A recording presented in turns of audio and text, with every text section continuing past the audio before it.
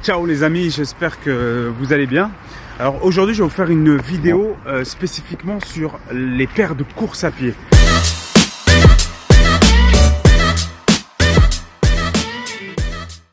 Comment choisir sa paire de running? Alors première question à se poser, c'est évidemment le terrain dans lequel vous allez évoluer. C'est-à-dire soit vous courez sur route, et à ce moment-là, si vous courez sur route, il faudra prendre une paire qui favorise un amorti assez important, mais pas que, aussi une certaine adhérence, parce que du coup, quand vous courez notamment sur de la route ou du chemin, s'il pleut, ça peut glisser, enfin il y a pas mal de choses à prendre en compte. Donc voilà, vraiment un amorti, et l'amorti parce qu'on va courir sur quelque chose d'assez dur sur la route, quelque chose de, voilà. Donc pour protéger vos articulations, c'est très important de choisir une paire donc qui a un très bon amorti.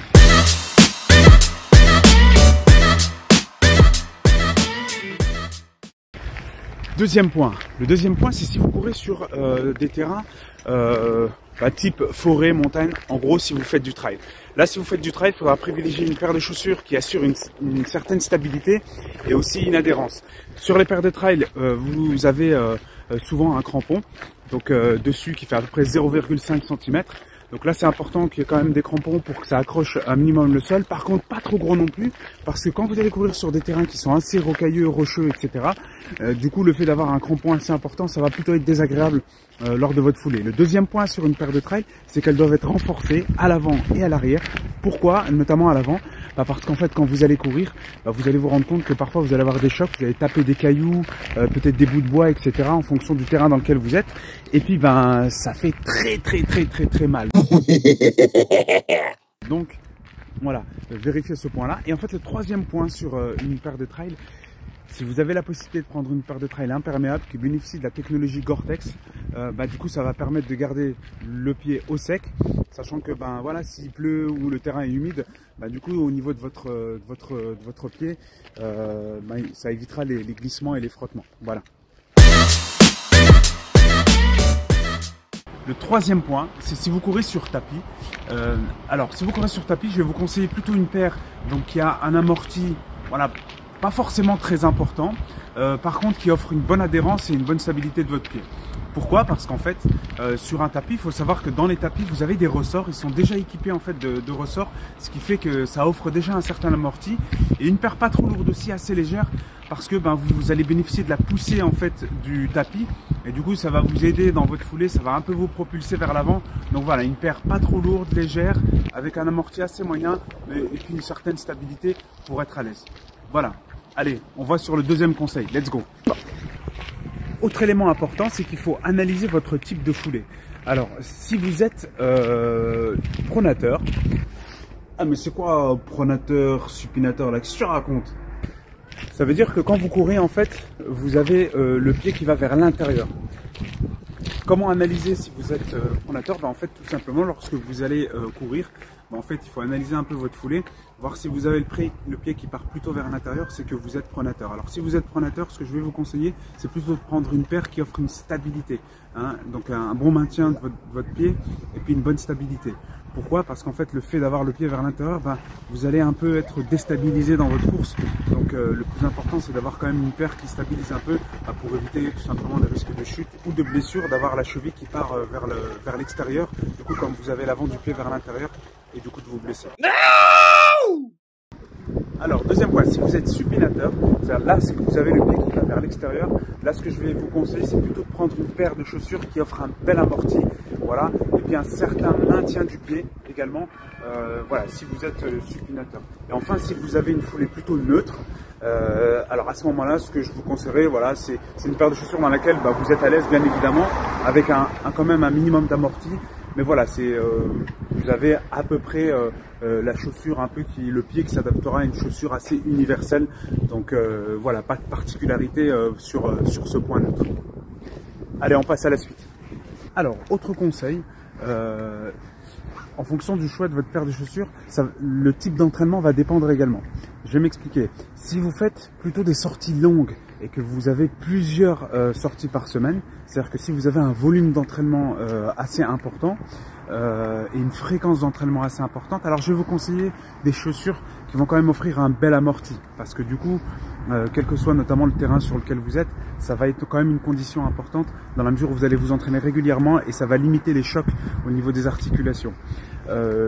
Si vous avez plutôt des entraînements courts et intenses, à ce moment-là, l'idéal ce sera de prendre une paire qui offre également un amorti, mais plutôt légère pour pouvoir et qui soit réactive pour pouvoir bénéficier d'une dynamique de course assez importante, notamment si vous êtes dans des entraînements type fractionné et que vous faites plutôt du fractionné, voire que vous vous entraînez sur piste. Alors si vous entraînez sur piste, vous avez la possibilité de prendre des pointes, c'est spécifique aux pistes, mais ça je passe, c'est vraiment un sujet trop technique, notamment pour des débutants. Autre élément également, il faudra prendre en compte également votre morphologie. Si vous êtes un coureur plutôt lourd, moi c'est mon cas, je suis pas loin de 81 kg, donc quand on court, l'idéal c'est de prendre une paire de chaussures qui offre quand même et qui dispose d'un amorti assez important et d'un maintien du pied. Ça dépend aussi de la morphologie des uns et des autres. Si vous êtes plutôt un coureur plutôt léger, à ce moment-là, vous pouvez vous permettre de prendre des paires assez rapides, assez légères, donc qui vont aussi vous offrir un confort. Donc la morphologie, c'est aussi important et c'est vraiment un élément également à prendre en compte. Allez, let's go. Alors, autre élément important, c'est le drop. Eh gros, c'est quoi un drop? Alors, c'est quoi le drop? Le drop, c'est quelque chose qui a été très développé dans les paires de running ces dernières années. Alors, pour vous expliquer ce que c'est le drop, c'est la différence de hauteur entre le talon et l'avant de la chaussure. En fait, si vous voulez, plus vous avez une chaussure qui sera haute à l'arrière et basse à l'arrière, c'est-à-dire que plus le drop, la différence de hauteur entre les deux sera importante, donc vous aurez une chaussure qui sera vraiment très inclinée. Alors ça va vous offrir un amorti très important au niveau du pied, notamment au niveau du talon.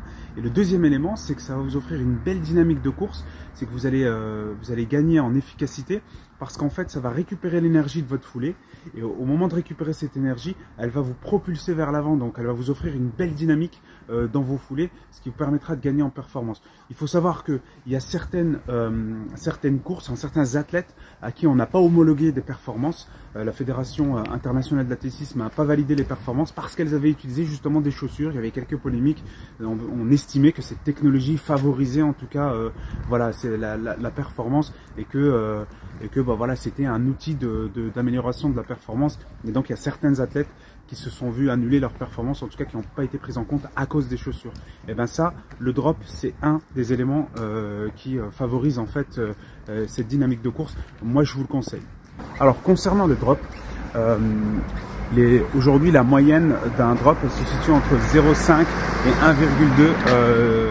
1,2 cm. Donc ça peut être aussi plus important, ça dépend encore une fois des marques et des paires de chaussures. Alors, quand est-ce qu'on va choisir une chaussure avec un drop important ou pas? C'est vrai qu'il y a une différence de hauteur entre le talon et l'avant du pied. En fait, c'est pareil, il faut analyser votre foulée. Si vous avez tendance à rebondir lorsque vous courez sur le talon, alors à ce moment-là, je vous conseillerais de prendre une chaussure avec un drop assez important. Si vous avez plutôt tendance à atterrir sur l'avant du pied ou sur le milieu du pied, c'est pas nécessaire d'avoir un drop très important sur une paire de running. Donc ça s'analyse. Il faudra analyser votre foulée pour voir si vous voulez bondir comme une gazelle ou pas du tout. Alors maintenant vous allez me dire c'est quoi les prix, comment on peut choisir, etc. Alors, en vrai, une paire de chaussures c'est cher et puis on choisit pas comme ça, c'est compliqué gros. Donc déjà ce que vous pouvez faire avant de prendre une paire de chaussures, c'est vous pouvez aller sur les sites internet, il y en a un qui est assez connu, qui vend des paires de running, et en fait les chaussures sont classées, puis vous avez des indicateurs sur l'amorti, etc. Par exemple 3-4 barres pour l'amorti, 5 barres pour la stabilité, etc. Ça peut vous donner déjà une idée. Quand vous achetez une paire aussi de chaussures de sport, de running, prenez toujours, quelle que soit la marque, une paire de chaussures qui est estampillée entre guillemets running. C'est-à-dire que souvent c'est marqué sur la languette. Donc par exemple si on prend une marque comme Nike, alors il n'y a pas de pub, je ne suis pas sponsorisé, mais vous avez Nike Running. Voilà, tout le reste, parce que je vois des fois des gens courir avec des paires de lifestyle, des paires de training, bon en gros n'importe quoi. Donc du coup c'est pour ça qu'ils ont mal après partout et puis bref. Donc voilà, prenez vraiment une paire de running. Alors les prix ça dépend, ça varie. Je vais vous dire moi ce que j'ai comme paire de chaussures. Maintenant c'est propre à moi, il faudra que chacun que vous trouviez chaussures à votre pied, c'est le cas de le dire. Alors Moi, je cours, j'ai trouvé mon bonheur chez Nike. J'ai essayé plusieurs marques, mais j'ai trouvé mon bonheur chez Nike. Pourquoi? Parce qu'elles offrent un très bon amorti. En plus, c'est des paires qui sont assez polyvalentes parce que je fais de la piste, je fais de la route, du chemin, et parfois du trail. Et sincèrement, sur les paires de Nike, je vais vous donner les modèles. Je trouve vraiment qu'elles s'adaptent à tous les terrains. Elles sont à la fois pas trop lourdes, assez légères pour faire de la vitesse ou de l'endurance fondamentale. Et je trouve qu'elles offrent un bon amorti. Donc actuellement, je cours sur Pegasus. Donc là, actuellement, j'ai la Pegasus 38. Donc il y a 3 paires de running grand public, hein. Je parle pas des autres qui sont quand même à des prix assez élevés. Donc il y a la Pegasus, il y a la Zoom Structure. La Zoom Structure, elle offre un super amorti. Et il y a la Vomero également, qui offre vraiment un certain confort au niveau du pied. Si vous avez le pied plutôt large, je vous conseillerais d'essayer les Vomero. Alors ces 3 paires de chaussures là, les prix, ça dépend. Si vous avez un Nike Factory près de chez vous, ça coûte entre 50 et 60 euros quand elles sont en promotion.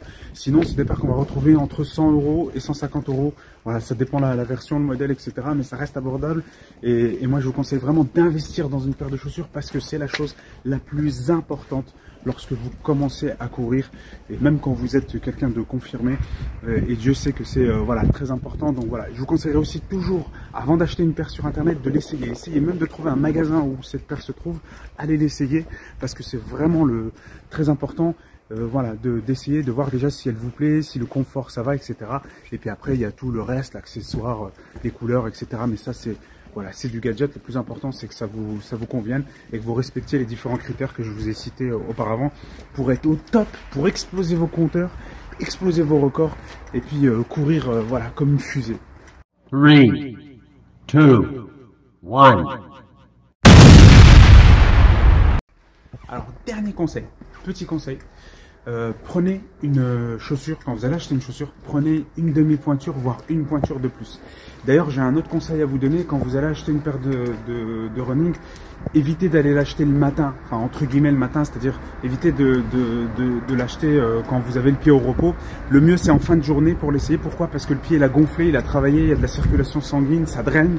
Donc du coup, quand vous allez mettre votre pied dans la chaussure, vous allez voir si ça vous convient ou pas, parce que le pied sera déjà gonflé. Ou alors encore mieux, vous faites une séance de sport, une séance de run avant, et allez essayer, ou de salle, et allez essayer votre paire de chaussures, votre paire de running juste après. Vous verrez, comme ça vous serez vraiment en sensation réelle donc de votre pied une fois qu'il aura travaillé. Donc voilà, moi avec tous ces conseils je peux rien vous dire d'autre. Maintenant c'est à vous de jouer, allez acheter votre paire de running et puis let's go.